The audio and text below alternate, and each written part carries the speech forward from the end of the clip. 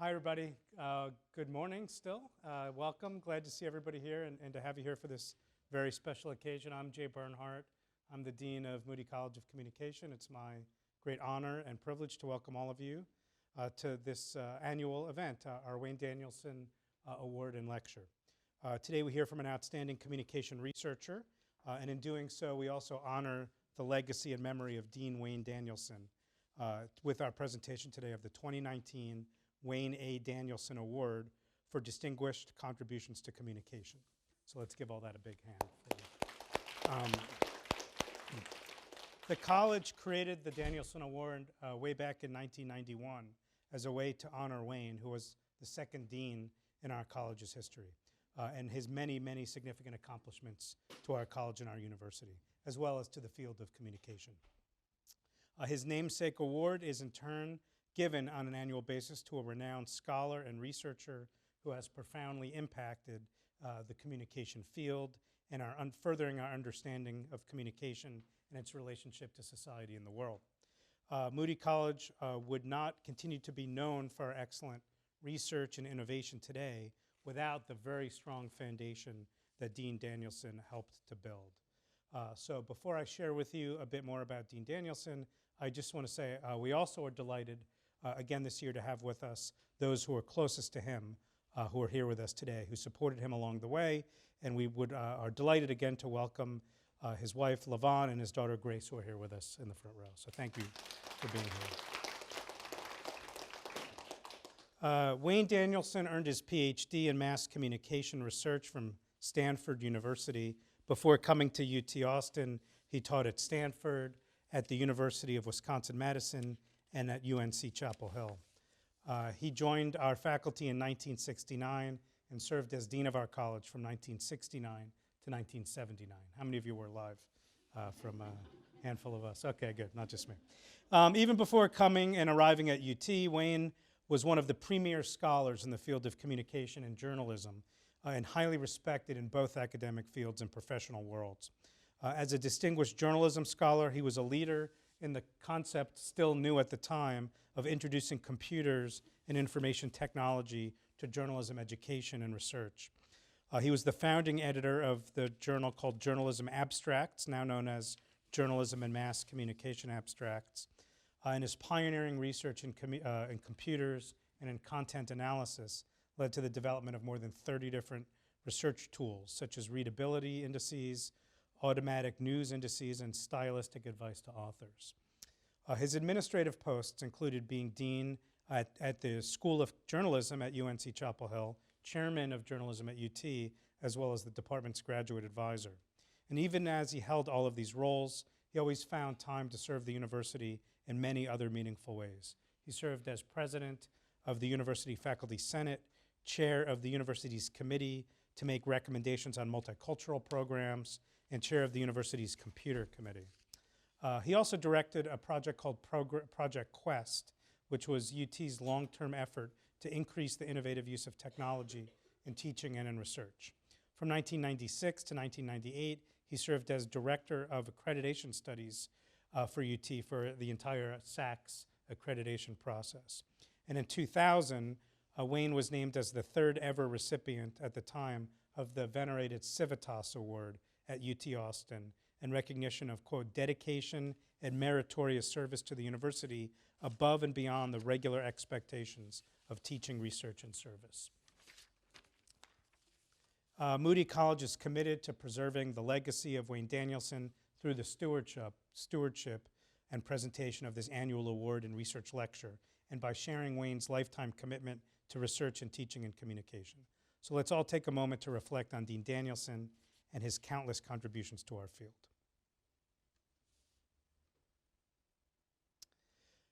Thank you. I would now like to turn our program over to our Associate Dean for Research and Graduate Education and Professor in the Department of Communication Studies, Dr. Anita Evangelisti, who will introduce today's distinguished lecturer.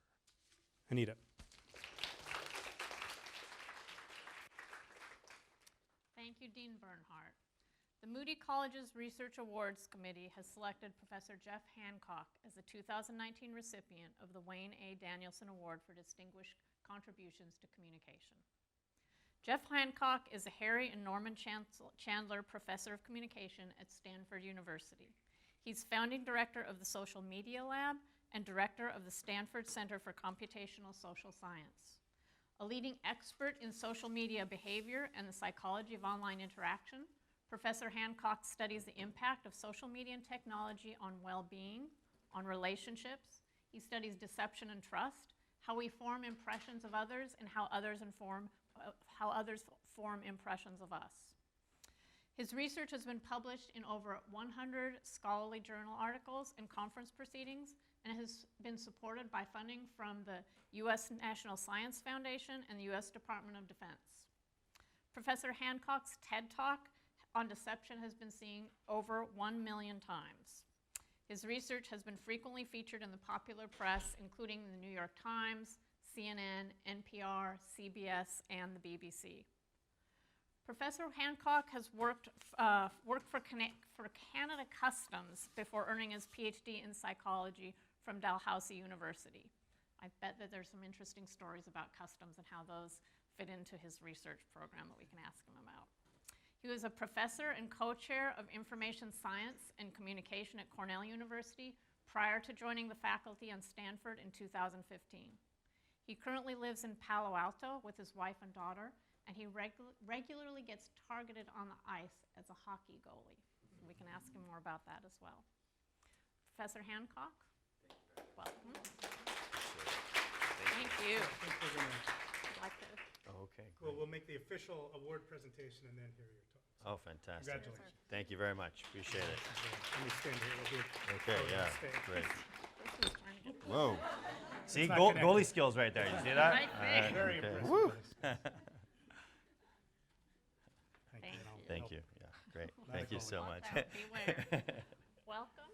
We're excited to hear what you have to say, and looking forward to asking questions as well. Thank you, Nita. Appreciate it. Thank you all, and thank you for the very lovely introduction. And it is a real honor to be here. It's humbling when you look over the achievements that Dean Danielson made. It's truly humbling to be able to win an award in his honor. And in fact, it was so humbling that it made me rethink all of my research and what I should talk about today. Should I talk about my best stuff? That's normally what I tell other professors to do when they come visit us. And I decided, no, I'll tell you about the times that I screwed up. And I'm going to tell you about 2 big mistakes that I made and how those mistakes led to really unusual and, to me, interesting new research ideas. But definitely mistakes. All right. So I'm going to move your podium. oh, yeah, thank you. Yeah, thank you. As Anita mentioned, I studied deception and technology. That's one of the main things I've been doing for about 15 years. And I consider myself an expert in that. And then in 2016, fake news happens. Post-truth gets named Word of the Year. And I didn't see it coming at all, like not even a little bit. We had been studying the Internet Research Agency in my lab, in my class, and we sort of thought they were like funny.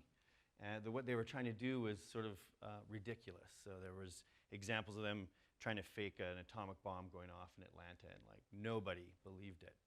But what we didn't fully understand was how they weren't really interested, initially at least, in fake news as a way of changing what people believe, but rather inflaming already existing divisions and polarization.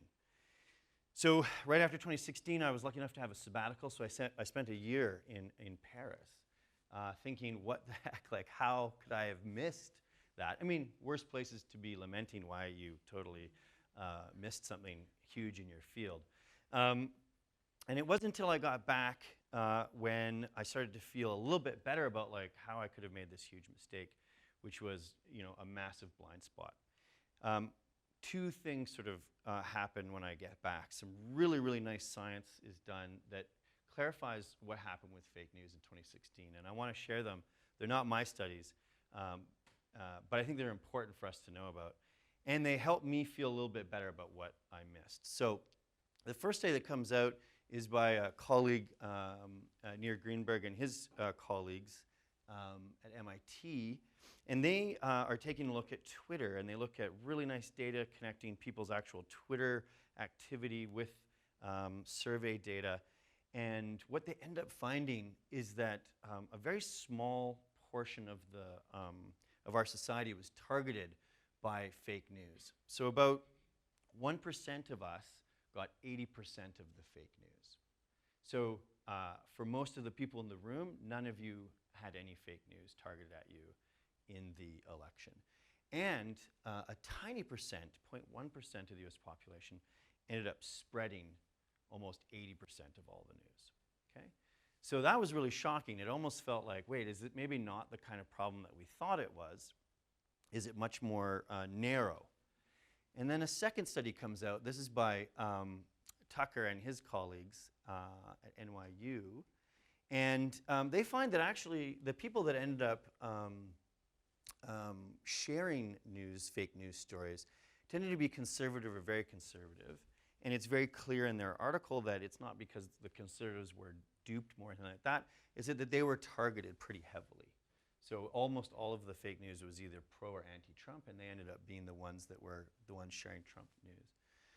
But perhaps the most worrisomely, people over 65 were heavily targeted by fake news, and they did almost all of the sharing. So if you were over 65, you were 7 times more likely to share it than people in their 20s. And so this sort of gave me some feeling a little bit better of like, well, maybe it wasn't the complete, widespread madness that we sort of thought it was in 2016 and 2017, but rather it was targeted. And if that's the case, then the society would kind of gone through a moral panic. In fact, we still are to some degree. A really important one, which is raising awareness about this idea that there's disinformation campaigns that are ongoing. Newest one just released this week that Facebook announced, Russians again. But it changed the way I was thinking about fake news from something that like everybody was being exposed to in their online communication to much more targeted. So that's led to another thought I had, which is why were the older folks getting targeted so bad? Well, one reason I think is we all have a social network. These are people that we know and love, or we know and hate, or we just know, or we want to know, like that girl I want to date in online dating. I don't know her yet, but I'd like to, or that person that I'm selling stuff to that I haven't sold stuff to yet, but I want to. These are people that we know. So a social tie network is made up of ties or others that we know or want to know. We have some reputational connection with them. And then there's a whole other world of sort of unknown people, right? So this is the zero tie network. I have no connection with them. I have no anticipated future interaction with them. It's most of the humans on the planet. And we, in face-to-face situations, have evolved really, really careful sensitivities to when strangers approach us. So if somebody strange would come up and talk to Anita and I while we were talking, we would be aware of it. We would both orient towards that person, or we could be defensive in whatever way we thought they were approaching. But we're really, really aware of strangers, and we know strangers versus not strangers. The problem with social media is that it takes those people, like our family and friends and coworkers that are in our network, and it completely overlays the unknown network on top of it. So Russian operatives, advertisers, the prince from Nigeria, all those guys, they're in the same sort of media stream for us. And we've just started now doing some studies with people of different demographics to understand how they tease apart these networks. And this seems to be one of the core problems. So we're doing 2 big projects right now that I'm not going to tell you a ton about, but in a really nice sort of like full circle thing, they're really inspired by some of Dean Danielson's work. So one of the projects is looking at the language of fake news. So our early work is suggesting that it tends to be very anxiety-provoking, especially for older people, and high arousal. And we can detect that through language by using computational techniques pioneered by Dean Danielson. So when I first had learned about this award and went back to look at his work, he was doing this stuff 40 years before I'd even heard of it, which is mind-blowing to me. And then the second study is, it wasn't inspired by his, but as we started doing a literature review, we found this work. A lot of people, older people, getting exposed to fake news, but the bigger question is, does it matter? So let's say some fake news comes through my feed, and I don't even notice it. does it matter? And so most of the work so far about fake news has been about this idea of recognition. So if you show me some fake news and then you're asked, have you seen this before? I can say yes or no, and that's recognition. And it looks like people recognize fake news, you know, a little bit, 10, 15% of the time. But the bigger question would be recall. And so we're doing a huge national representative sample right now where we're just literally asking people, do you remember any fake news? So I could ask all of you, do you think in the last month, if I were to get you to think for a minute, that you recall seeing any fake news in your social media? If I gave you more time, maybe the more people would do that. But if we were to raise our hands now, how many people would remember seeing any fake news in their feed? I mean, the fake news, right? So you remember seeing some? Anyone else? Okay, so very few other people, right? So it's very targeted, and we're trying to understand what the impact of is when you see. Now, the other thing that this mistake led me to was thinking about those notions of that network, the unknown and known, and this concern around AI. It's not only are these Russians, but is this like another person? So Sam Woolley, who's here, has also been thinking, there he is, Sam's been thinking about this and done work on this. Whether the person that's talking to me, are they real or not? That's a whole other question. And so Stanford's developed a huge new institute dedicated to AI. And so what I want to do is share you some work that's sort of inspired by me missing the fake news thing by trying to think about more broadly about technology and trust. So here's the studies I want to share with you for the first part of our talk. Imagine you want to go to Glasgow and you want to stay at an Airbnb. And you're looking through Airbnb profiles, and one apartment is being rented out by Rick. Hi, I'm Rick, a student living in Glasgow. He likes traveling and seems like a pretty nice person, and life is what happens while you're busy making other plans. Now, all of you immediately, without me asking you to, have formed some impressions of Rick. Those impressions are about his warmth and his competence, and whether you would trust to stay at this person's place. And you're relying on very old and pretty sophisticated sensibilities about whether you would trust this person or not, even with a relatively little amount of information. But what if I told you that instead of being written by Rick, was created by a program that Airbnb has developed that reads Rick's social media feeds, so he's a heavy user of Instagram, say, goes into his Instagram profile, pulls out everything it knows about him, and then writes this profile based off of the things that it learned from his Instagram. His name's Rick, he's a student, he lives in Glasgow, he talks a lot about travel, he talks a lot about friends. Then the question is, how do we use all those systems for making sense of whether Rick is a trustworthy guy or not? Because actually it's not about Rick, it's a machine that's now communicating with us on behalf of Rick.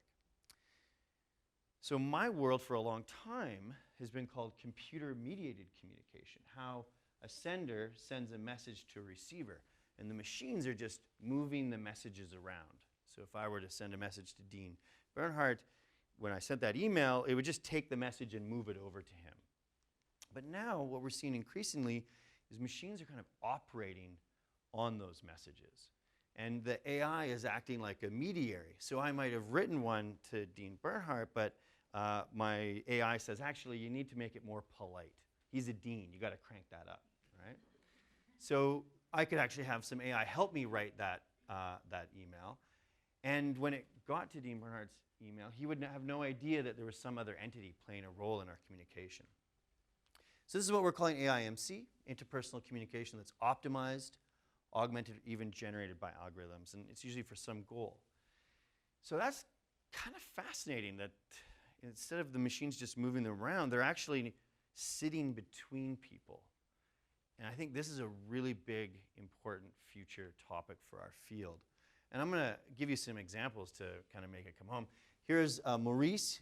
He was doing a research project for my colleague Moore, and he says, hey, let me think what you know of my dissertation proposal. And Moore is using Google. So how many of you use Gmail?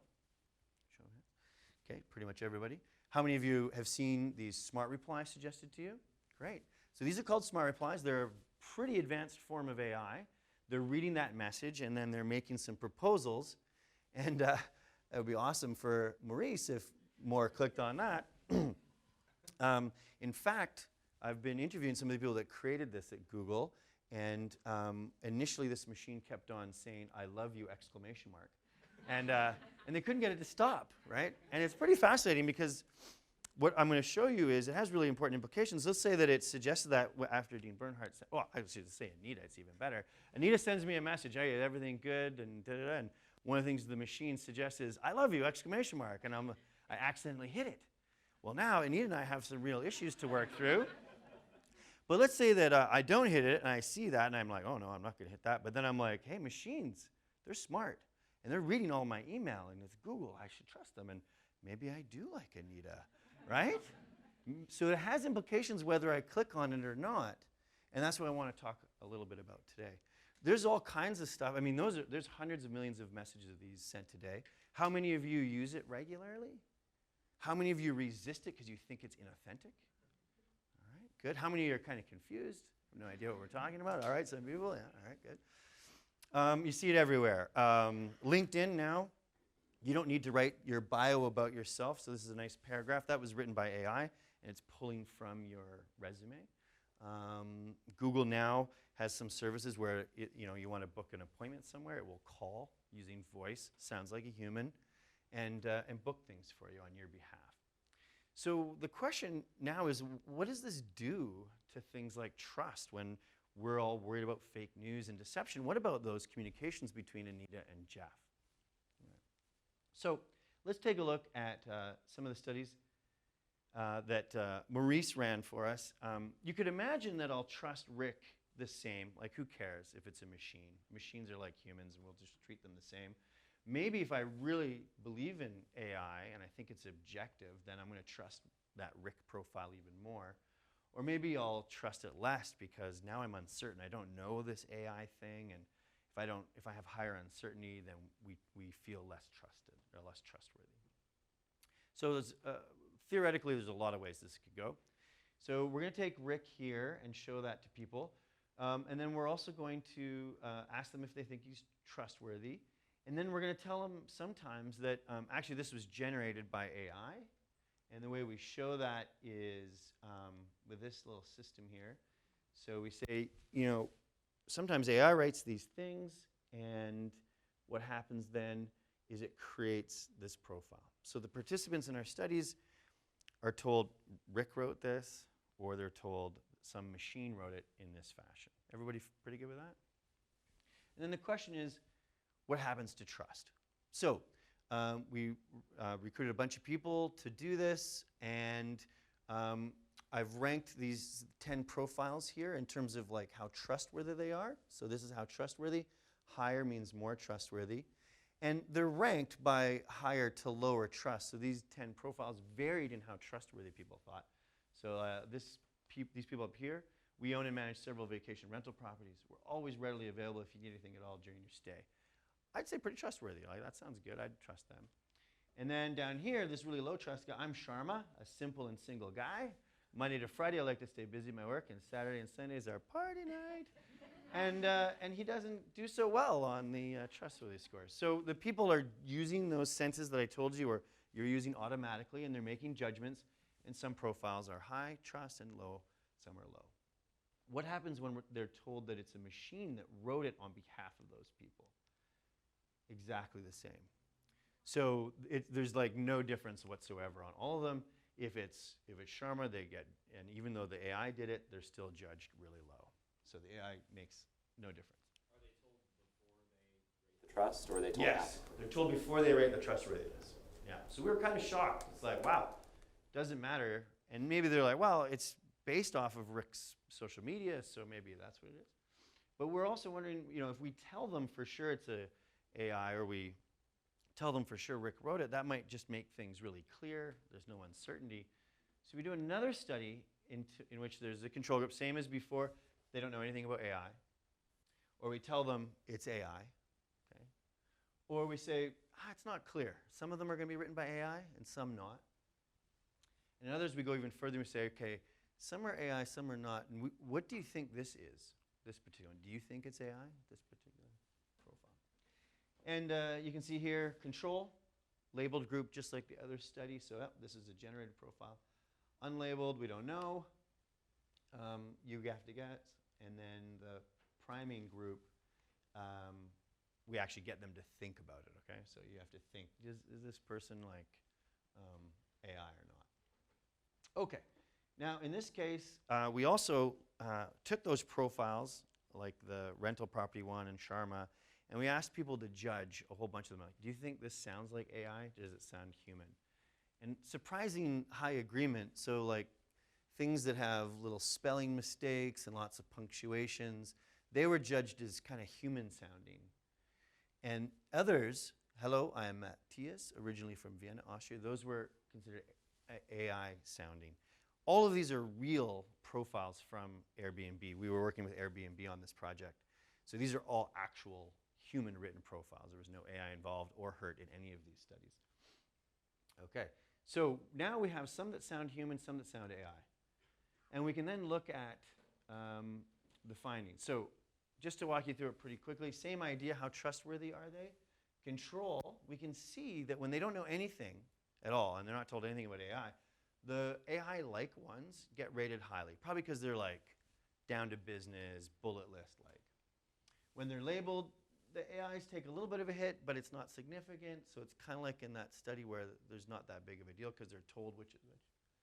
But when they don't know the AI amongst us, then the AI ones take a big hit. And when we force people to think about, is this AI? Then it takes a really big hit. And so it looks like it's not just is there AI involved in our communication or not, it's also whether we think we know if they're there or not. And so some of you are going to remember the Blade Runner films, right? And this is Harrison Ford, and his character's job was to find the replicants, which were extremely human-like robots, androids. And what we're finding with ours is that people seem fine if it's AI, and they seem fine if it's human, and those are separated. But once we don't know, then it's like the machines are amongst us, and trustworthiness drops. And trustworthiness in Airbnb is like the core to the whole multi-billion-dollar, not only company, but industry. And so when there's this uncertainty around here, then that's when we see this really big hit on trustworthiness. Okay, so that was kind of like all the stuff that came after the first big mistake of like 100% missing the fake news problem, which with Dean Bernhardt, I agree we should be calling disinformation. And again, Sam's done some nice work on trying to give us some good terminology for that. Now, before I move on to the next thing, the next big mistake, I do want to share with you why I think this is so important. So we've already seen that if AI sits in Anita's and I's communication, it could undermine trustworthiness. Like, if I get a happy birthday message from Anita next time, will I be like, oh, that's so thoughtful? Or will I be like, she's got good AI, right? And like, it means nothing to me. Or will it be like, yeah, she has good AI, and she still programmed it to make sure it said happy birthday and personalized it to our last messages and made the AI pronounce Dalhousie correctly, which you did. Right? So there's big questions here. What happens when machines do interpersonal work for us? Linguistics. So we know so far in all the studies we've been doing that the AI from Google is very positive. It almost never says negative things. The most negative it'll say is like no or no thank you. Very, very positive. So it's changing the way that we're speaking hundreds of millions of messages like this today. So it's actually changing human language at scale to be more positive, introducing positivity into our language. And even if you're not the one using the AI, but you're receiving that message, so Anita receives a message from me that was AI produced, and it's really positive. Because our linguistic systems get really aligned, the reason we can talk together so quickly is that right now my words are priming your brain and priming semantic networks so that you're thinking very much the way I'm thinking. So even if you're not using AI, even if you're one of the resistors out there that raised your hand when I said, do you use these? You're still being influenced linguistically by these. And yet there are 0 studies on the degree to which these machines are changing our language. Yes? I'm just concerned if you like Facebook and messaging, couldn't it be skewed if that company wanted it to be skewed? Absolutely. And to influence you as to be less negative, more negative, and to Absolutely. So all of these AI systems are run by giant corporations, which is part of the big blind spot that I missed as well, right? I tend to focus on interpersonal communication, but these systems are being developed for for companies. Now they're optimizing, so Google will say it's optimizing to increase the likelihood you'll get a response. So that's how the AIs have been trained. And there's all kinds of systems like this. They're being sold to salespeople, general folks. Right now, they're all being positive, but you could imagine they have a different optimization function. Yeah. And then, right, so there's I think it's perfect. So the last is the ethics one. I'll just briefly mention this. We have some new studies going on now where, imagine you're a young black woman. You're applying for a job. You know that there is sexism and racism that are going to undermine your likelihood of getting a job. And you decide to use some AI to sound like a trustworthy person. Does anybody know what trustworthy discourse comes from? What demographic is trusted the most, language-wise? Older white male discourse. And for a whole bunch of reasons, right? For historical reasons. But as of right now, if we were to take young people, old people, white, black, actually any race, and we get them to judge language produced by older white males is judged the most trustworthy. So let's say this young black woman uses some AI to sound like that and overcomes the racism and sexism that she would have faced if she had communicated without it, right? She would accrue a lot of benefit there. But at the societal level, it'd be difficult to argue that we should all be sounding like older white guys, right?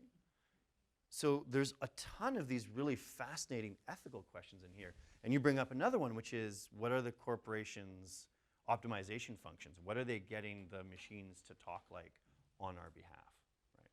So there's a ton of really fascinating questions in here, and happy to talk at the end about all of them. Here's the second big mistake that I made. So does anybody remember the emotional contagion study with Facebook that led to the huge sort of worldwide outrage? Good, a few people. So this is in 2014. Do a study with Facebook in which we manipulated people's emotional content in their news feeds. And it leads to really huge sort of controversy from around the world. So there's an English paper, that's here, just a ton, more British. For about a week, I could tell where the sun was up by where I was getting hate mail from, right? It was really shocking. And I can laugh about it now, but that was 2 weeks of like a true nightmare where I was receiving like requests from senators, attorney generals for investigating, what I was doing going on here. Thankfully, we had done everything by the book, such as it was. The book hadn't anticipated, the IRB and ethics book, hadn't really anticipated many of the questions this study brought up. And so it was a really shocking time. I'd never been in the sort of like international glare of media before. And happy to talk over lunch and dinner about some of the crazier things that happened there, like the police having to come and tell my wife and I how to respond to anybody intruding on our property because we'd received death threats for a science study. So that was really intense. But what I realized was I had this really amazing learning opportunity. So there had been other studies that had done computational social science too. But what I was able to do because of all that hate mail I received from around the world was I had heard directly from users. So I took a look at all of that email. And I took kind of a feminist perspective of listening to what others have to say. So there's this theoretical perspective that you use to sort of content code things to get a sense of what other people's perspectives are. So when I went through all these hundreds of emails from users from around the world, 4 main themes kind of came out of this mistake that I'm sharing with you, the Facebook emotional contagion study. The first was, how dare you manipulate my news feed, usually followed then by a swear word or two. And this one was sort of like eye-opening because it was clear in 2014 when this study came out that most people had no idea that their social media feeds were curated by a machine. They were being told that it was a platform, and platforms don't manipulate people, right? Or a social window. And I was just looking and see what all my friends were doing. And there was no sense of this. So this is perhaps the most important one for my work going forward, was this idea that we had sort of like violated their understanding. Another one was this type of message. My friend's dad just passed away, and if I was in this experiment, I'd never have known. And there was a lot of messages like this that really indicated that the news feed in 2014 wasn't this sort of trivial, like what people were sharing for breakfast or a bunch of narcissism, but people actually really cared. They were doing important things, and they felt that it was important information for them. The third, people would talk a lot about like, hey man, you can't manipulate my emotions, right? And that's true from an ethics point of view. When we look at it, ethics are a very core part of who a human is. This would be about violating their sense of autonomy. And what we find now is when we ask people about, do you know that your emotions are being manipulated, say in a store when you walk in, or in advertising, everyone's like, yeah, of course. Indeed, there was a period of time in the 40s where when subliminal advertising people became aware of subliminal advertising, there was a huge outrage, and there was a point in American history where it wasn't clear advertising was going to be okay. It was going to get banned. But now everybody knows, yeah, it's advertising, of course they're emotionally manipulating me, but there was no sense of that. There was no defensive system that people had that like, oh, maybe the way that social media is portrayed to me is emotionally related. And then last is a sort of this paradox. I want to know if I was in your experiment. By this time, I'd done dozens of studies, but no one had ever asked if they'd been in my experiment because it had taken place in my lab on a hill in upstate New York. So kind of paradoxically, big data is personal. When you hear about studies when there's 700,000 people in them, there's a chance you could have been in it.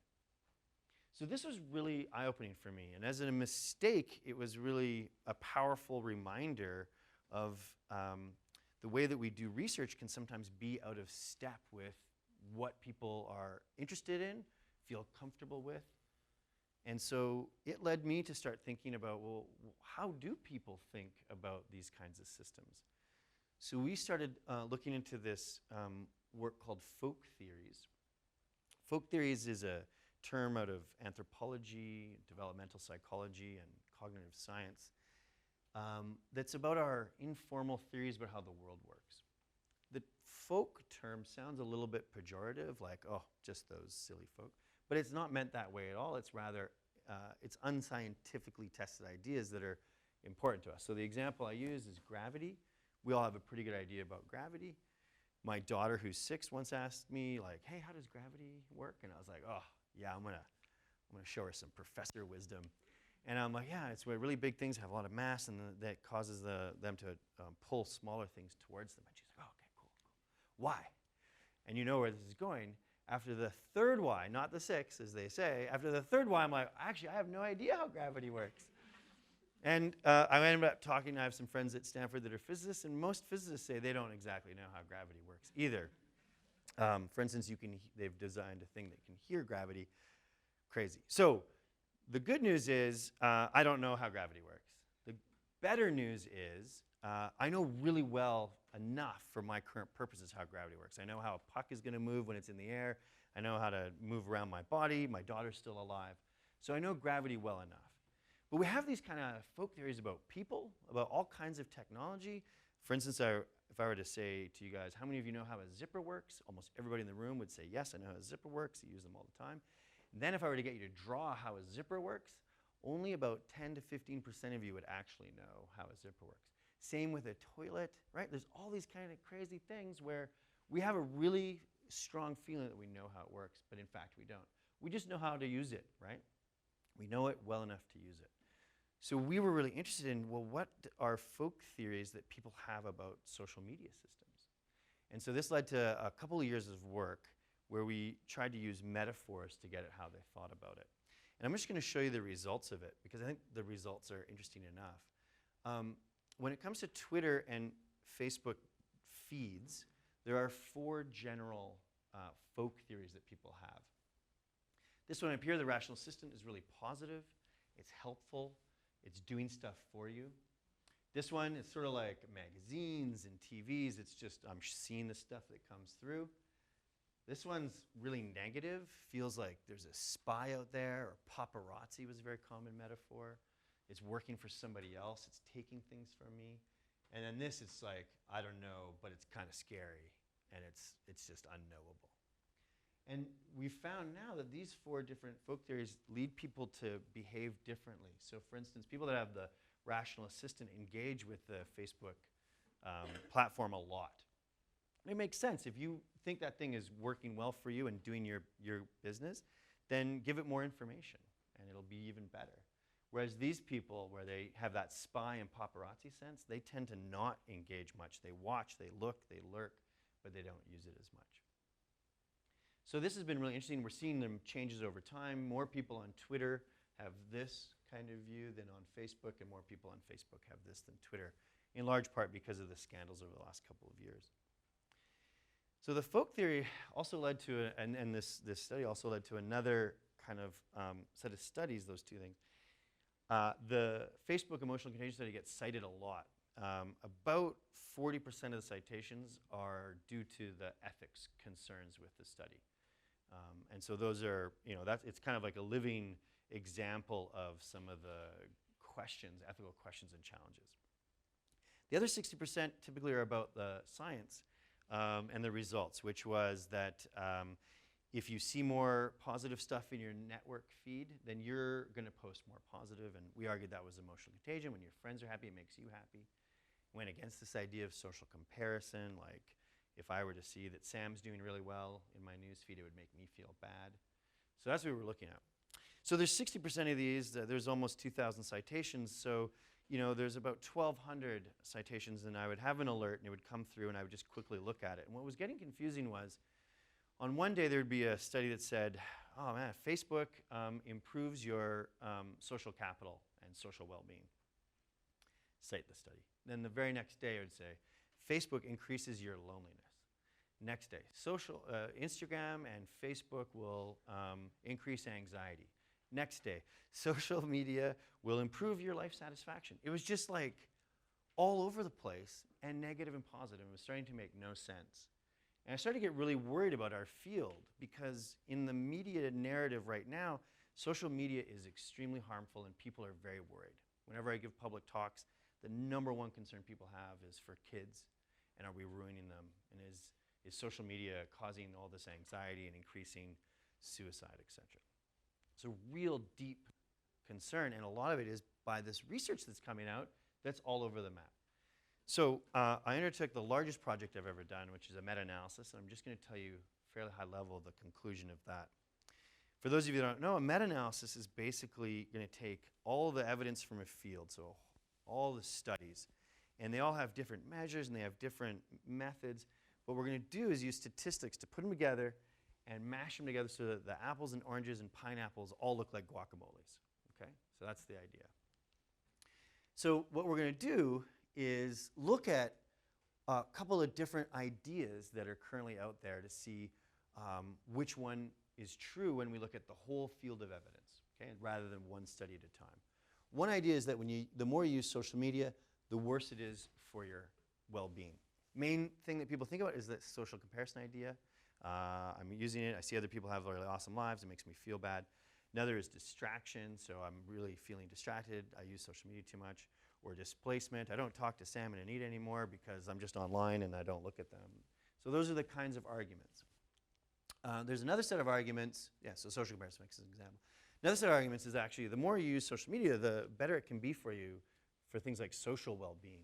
So you disclose more information. If I disclose things to Anita and Sam, it actually gives me a boost. I can get social capital out of it. I can feel more connected. So there's people that have argued for positive effects. There's another recent work saying there's negligible effects. So really, really great study out of the UK showed that the effect of social media on well-being was about the same as eating potatoes, right? So for those of you eating a lot of potatoes, you still don't have to worry because the effect's tiny. So the effect is about the same as like eating potatoes, wearing glasses, and it's about 40 times less worrisome than smoking, 20 times less worrisome than not getting enough sleep, right? So it sort of was saying like, hey, maybe social media doesn't have as much of an effect as we think. All of those assume that using the media has some effect on your well-being. There's also a possibility that our well-being could influence the way we do our social media use. So bidirectional effects. So what we're going to do is we're going to take all these different measures of well-being. Depression, anxiety, and loneliness are negative. So the more you have, the worse your well-being. These are positive. The more you have, the better. And we're just going to mush them together into one big thing so that it's the higher you are, the better off. So we just reverse score those. So we're not going to worry about which kind right now. We're going to put them all together. And then we're just going to say, does how much you use it, whether it's measured as frequency or time or your feeling of how much you're on it, does it predict that? Okay? So we looked at 226 studies over 12 years. Each study has more than one effect usually, so 275,000 participants. So it's the largest study of its kind. And again, the value of it allows us to get up outside of one particular study. And the effect size is basically 0. So this 0.01, sometimes you think, oh, maybe that's significant or not. No, that is the correlation. So what it's saying is that for every bit of social media you do it, your well-being gets affected by less than 1%. And we have a really good estimate here. It's basically 0, right? Like this is effectively 0. Okay, now that's really different than what we hear in the media, right? Like it's destroying us, it's killing our kids. And I think this is really important. It's one of the reasons why I wanted to share it with you. It's not the end of the story, of course. So it turns out that for the negative ones, there are very small, but still they're significant when you have 275,000 people. So there are some negative effects. And the largest effect is the social one here, right? So it turns out when you use social media, you might feel a little bit more depressed, a little bit more anxious, and a little bit more socially supported and socially connected. It's not rocket science either, right? Like, yeah, of course, talking, it turns out, if Anita said, well, Jeff, your talk sucked, I'd feel bad. If she said, hey, your talk was great, I'd feel good. But no one's going to say, hey, we should like dial back this talking because sometimes it can make you feel bad. No, it's important that Anita tells me those kind of things and that I feel supported. Okay, so the other thing that's really cool here and what I think actually the real deal is, there's a very small number of studies that actually measure time 1 and time 2. These are called longitudinal. They're gold standard. Most of the studies are just like, hey, Dean Bernhardt, did you use social media yesterday? Yes or no? Hey, how are you feeling today? Depressed or not? And they're very, very weak designs. That's 75% of all the studies we have. But we can do these studies which are gold standard, and they allow you to tell you, is it the social media is leading to well-being or the well-being leading to social media use? And what we find is the only effect is this one. When you're feeling worse, you use social media more, right? And this, I think, is actually what's really happening. So if I'm feeling anxious or I'm feeling like unconnected to people or I'm feeling like I just want to distract myself, then I go and use social media more. So it's actually not that social media is causing us to feel bad right now, I think. It's that when we feel bad, we end up going and using it more, which still has important implications, I think. Okay, so more support for this idea that it's a bidirectional effect. And I want to finish off by just saying a couple of things. One, mistakes happen, and on looking back after first hearing from Dean Bernhardt about this award, it really did give me pause to think about like what have I done right and what have I done wrong, and I realized that was the wrong way to think about it. We're going to make mistakes, and then they can lead to really cool things. Looking at Dean Danielson's work, I didn't know him, but I got that same sense that he was really interested in pushing forward. One of his earliest studies on text was finding that their previous way of doing it didn't work that well and was trying to find a better way. So I just want to share with you this idea that like we're going to make mistakes and let's learn from them. I know I've tried to. So thank you all very much for this honor, and I appreciate your attention. Thank you.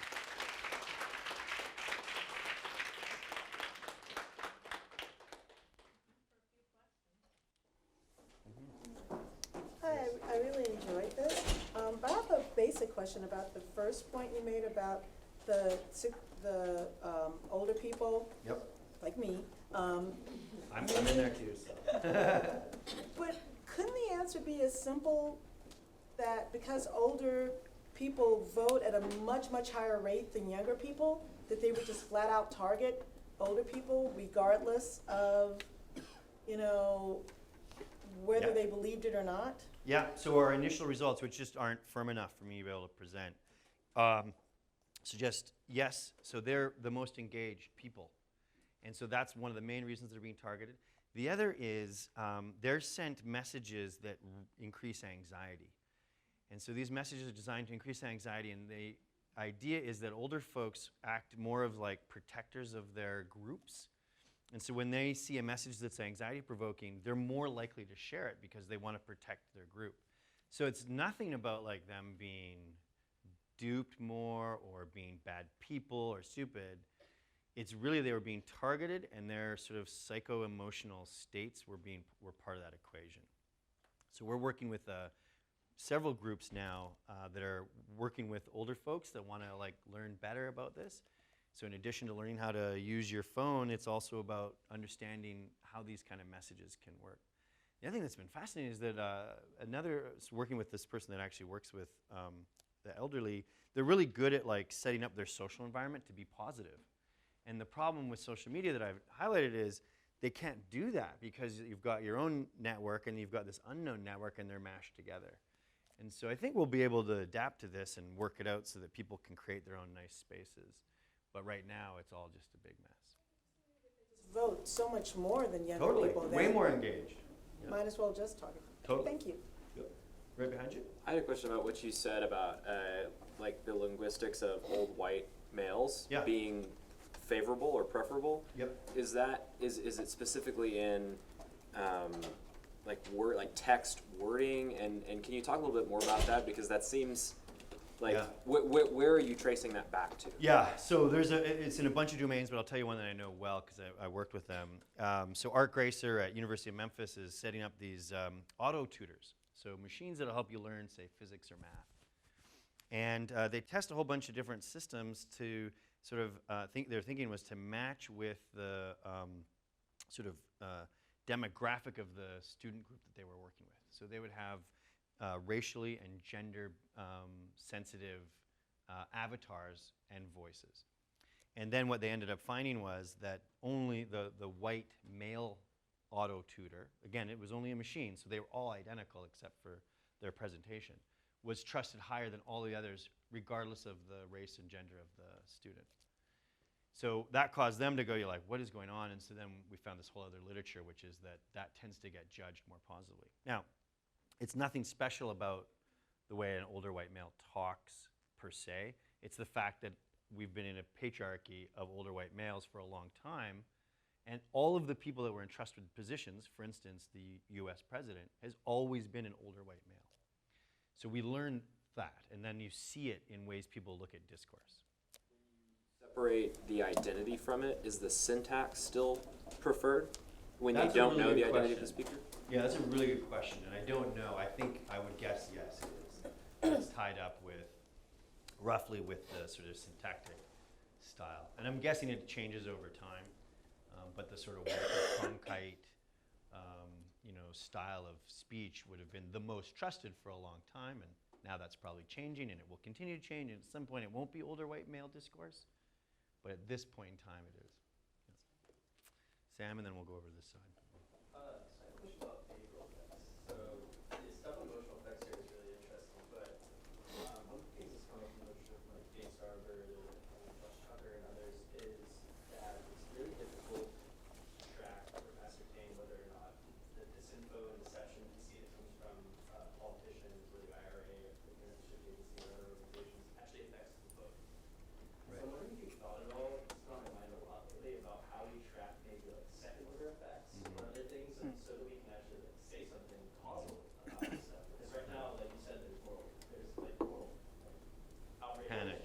moral Yeah. panic, but we don't really know whether or not it's usually Yeah, so I think it's a really good question, and short answer is we don't know. Advertising tells us, though, that exposure matters, right? Like, Coke doesn't need me to be convinced by that one message. They just need to know that I've seen Coke thousands of times in my lifetime, and I form this positive impression. So I think that's currently the modus operandi and the level of theoretical thinking there. the recall study we're doing that's based off of Dean Danielson stuff, I think, is the next step. So, like, can you recall it? Because if you can't, then it's very unlikely to affect your behavior much, is what we're thinking. But yeah, no, there's no work that we know of that's got to it. Yeah. Here? I heard about the linguistic potential influence of all the social media use, and the example you used was the Gmail's automatic reply. Yeah. I actually really have like very personal experience with that because I think I first used it like 2 or 3 years ago, and it's actually the first time I really interacted with U.S. Society. So it's a chance I learned the language things. So when those automatic reply jump out, I really feel they are very helpful, and they You're like, yes. yes, like I was like they kind of help me to navigate how I interact with other people. Yeah. So when you mention like the linguistic, like the formation, because for foreign learner, it actually was a process to forming the new language basis for you. Right. And when I like automatically use those language, I actually influence, like next time when I see someone face to face, if he says something like that, I will reply in that way, and my emotion status will be influenced by the language I use, but I don't really realize this influence. I wish I had just recorded your anecdote, because I think that's like doesn't get any better than that, right? And so there for you, there was real value to it. And so I told you I lived in France 2 years ago for a year. My French is not Paris level French, so I will tell you, I, like you, used machine translated stuff all the time. And did I say, hey, this email was actually written by Google, and I translate. And so I could understand roughly what Google was saying, but I not well enough. And then when I saw the person thing, I would say, oh, Google said that in that end of that sentence, so I'm going to use that too. So it's not simply that we're changing the way we are texting each other, we're changing the way we are talking to each other too. And again, I want to raise some alarm bells, mostly because we haven't studied the effect of this. But I see huge benefits, right? Wouldn't it be great if we could talk across languages in ways that, you know, reduce war, for example, or help people that have come to a new culture? So, a lovely story. Thank you. And also, like, I feel these are actually been challenging to the whole, like, research, because when you try to analyze this, for example, in the interaction, how the emotions of the senders and receiver works in this communication process. Is it the AI mediacy system influence that, or is it the language they already build up in their own brain influence the final result of how they perceive? This is the question. So I get these things. So Christy, who's, I should say, big thank you for organizing everything. When she says, hey, does coming to 10:30 to Moody sound good? And I write back, sounds good. I've now been thinking, like, that sounds like what I would have said, but would I have said it? Or have I been primed by a machine to think I would say sounds good? And I literally cannot know, right? And we know that because that thing semantically primed my brain to think sounds good. So super fascinating, yeah. We have a paper out in JCMC that'll come out in a special issue in a month or two that if people are interested in more of that. Let's see in the back there. Yeah, just a comment. I'm not sure it'll go anywhere, and then a question. Some of the findings on the bidirectional effect using social media if you're already depressed seems to resonate with what some older TV research also said. Does that ring bells for anybody? I think people tended to watch TV when they were already depressed, so there might be so thank you for that point. And I'll just say one quick thing. There was a meta-analysis in the 80s of all the TV effect stuff. Guess what their effect size was? Basically 0, right? And the huge concern was that TV was melting our brains. You know, dozens and dozens, actually hundreds of studies, and the mean effect size was 0. But Sorry. The real question, the real question is about the notion of trustworthiness. Right. In the Airbnb case, trustworthy implies physical safety. I wonder if trustworthy doesn't have sort of multiple valences that you could separate from that, oh, do I really want to be physically close to this person, right, as opposed to listen to this person's ideas and then evaluate them. Yes, and so you're absolutely right, and that big level answer to your question is yes, trust and trustworthiness are super context dependent. As I've turned more of my research towards trust, I've been fascinated by that. And I was simplifying this, so this was based on 3 subscales, ABI, ability, benevolence, and integrity, which are the 3 things we typically judge other people as. So do they seem honest, capable, and good? And we were summing those, and we didn't see huge differences within. But so high level, you're absolutely right. Lower level, it didn't seem to matter here. Yeah. I don't know how long we should go until, but. Couple more questions? Okay. So, my question actually kind of builds off of that. Perfect. Which is, so you looked at trustworthiness, but I'm curious how you see kind of, there's the evaluation of the communication, Right. but then there's also kind of a results component to it. So this is a transaction context, like are the people actually in the end happy with kind of the stay? Right. And I'm curious, just speculative, whether you think if there was a meta information, which is like, you know, people who interacted with AI profiles actually liked their stay more Right. than others. Yeah. Whether there was kind of anything that might be to reverse that kind of trustworthiness aspect. To reverse it, because you think maybe it'd be worse. Yeah, yeah. We're doing a study right now where they do something called a tangram task, and tangrams are like, they look like a triangle here, and then a square, and then a couple little. You might say like, okay, that tangram looks like a horse, and they have to sort of identify these tangrams. So it's called a referential communication task, and we can actually get performance measures out of it, efficiency, how quickly they do it, etc. In one condition, the dyads, the 2 people, are forced to use the AI from Google. So they're pretty hilarious. It's like, sounds good. Like, do you think it's a horse? Sounds good. Yes, I do. You know? So one group. And then the other group is just doesn't have to use any AI at all. And so far, it looks like there's been no performance differences at all.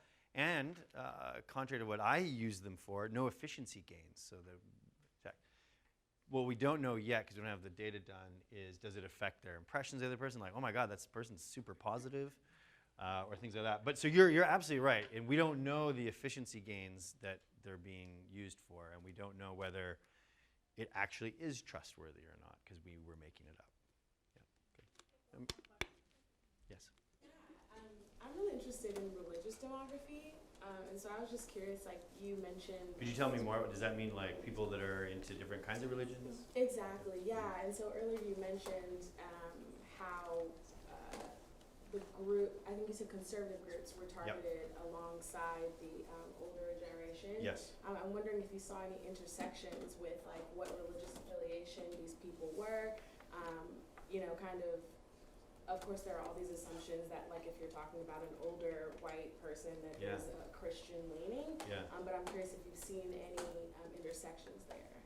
Yeah, it's a really good question. So the 2 papers that I talked about didn't look at religiosity or any of those. But if you email me, I can certainly connect you with them, and they have a much bigger data set than what they ended up publishing. Because I feel you're right, like the lazy, simple, and probably somewhat right answer is older white people lean more Christian, but I don't think that's a very good cut of the story. So I'd be happy to connect you with them. Yeah. Great. Thank you. Thank you all very much for coming, and thank you. Thank you. Appreciate it.